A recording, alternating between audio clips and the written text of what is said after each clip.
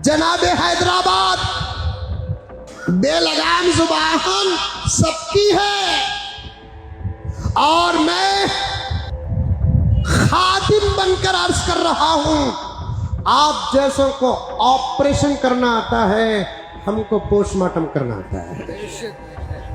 मैं लिफाफे का साफ साफ जवाब देता हूं, लिफाफों पर तुम्हारी नजर कहीं को, तुम्हारे रिश्वत पर हमारी नजर पड़ी। जिस तरह से मौलाना पीएम मुजम्मिल रशादी बरिस्टर असदुद्दीन ओवैसी और उनकी पार्टी के खिलाफ बोल रहे हैं, क्या इन्हें भी किस पार्टी की तरफ से लिफाफा मिल गया है? क्योंकि यही मौलाना साहब कुछ दिन पहले मजलिस के रहनुमा इम्तियाज जलील की जमकर तारीफ कर रहे थे। सलाम है इम्तियाज जलील को, उसके एहतिजाज को सलाम है, पुरअमन अंदाज को जला सलाम है। लेकिन अब अचानक उनके खिलाफ बोलने लगे, आखिर क्यों?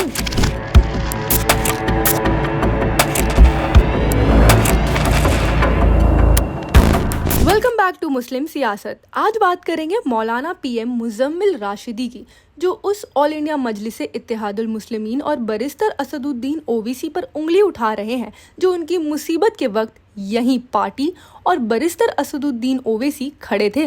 मौलाना पीएम मुजम्मिल राशिदी का कहना है कि बरिस्टर असदुद्दीन ओवैसी उलेमा के एहतराम नहीं करते हैं, लेकिन मौलाना को मालूम होना चाहिए कि जब आपका एक्सीडेंट हुआ था तब यही असदुद्दीन ओवैसी आपके साथ खड़े थे।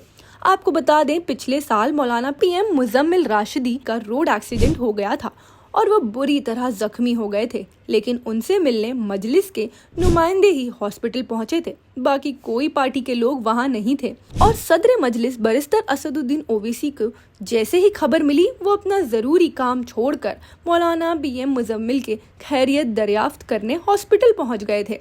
बरिस्टर असदुद्दीन ओवैसी ने न सिर्फ खैरियत दरियाफ्त की, बल्कि मौलाना पीएम मुजम्मिल रशादी की बेहतरीन तिबी इलाज को यकीनी बनाने के लिए हॉस्पिटल के मैनेजिंग डायरेक्टर से भी बातचीत की। सोचने वाली बात यह है कि अगर बरिस्टर असदुद्दीन ओवैसी उलेमा का एहतराम नहीं करते तो वो फिर आपसे मिलने क्यों जाते?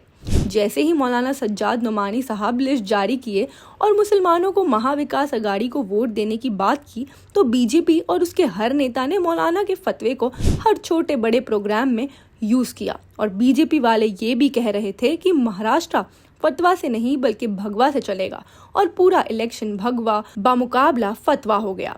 और बीजेपी को इसी फतवे की वजह से एक तरफा हिंदू वोट मिले और वह जीतने में कामयाब हो गई। सबसे पहली बात, अगर कोई मौलाना चाहे वो मौलाना सज्जाद नोमानी या मौलाना पीएम मुजम्मिल रशादी हो, उनको इलेक्शन के वक्त फतवा नहीं देने चाहिए, क्योंकि फतवा का नेगेटिव पॉइंट यूज करके बीजेपी इलेक्शन को एक तरफा कर दे रही है। हाँ, अगर जब आपको सियासत ही करनी है तो खुलकर मैदान में आए, ना कि फतवा जारी करें और हारने के बाद किसी एक पार्टी पर इल्जाम लगा दें। जिस तरह से मौलाना पीएम मुजम्मिल रशादी बरिस्टर असदुद्दीन ओवैसी और उनकी पार्टी के खिलाफ बोल रहे हैं, क्या इन्हें भी किस पार्टी की तरफ से लिफाफा मिल गया है? क्योंकि यही मौलाना साहब कुछ दिन पहले मजलिस के रहनुमा इम्तियाज जलील की जमकर तारीफ कर रहे थे। सलाम है इम्तियाज जलील को, उसके एहतिजाज को सलाम है, पुरअमन अंदाज को जला सलाम है।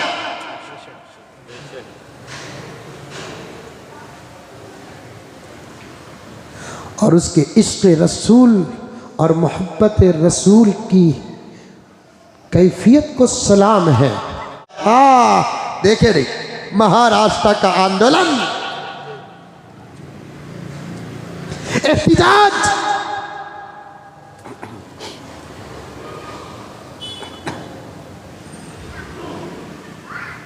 सिर्फ एक रियासत के चंद शहर और गांव के एहतिजाज से आज, वो भी हम नहीं कह रहे हैं, खुद मीडिया सुधरती जुबान नजर आ रही है, सुधरती जुबान नजर आ रही है। वो भी उन लोगों के जुबानों से एहतिजाज की तारीफ सुनकर मैं भी परेशान हो गया। लेकिन अब अचानक उनके खिलाफ बोलने लगे, आखिर क्यों? आप क्या सोचते हैं इस बारे में कमेंट में जरूर बताना और देखते रहना मुस्लिम सियासत।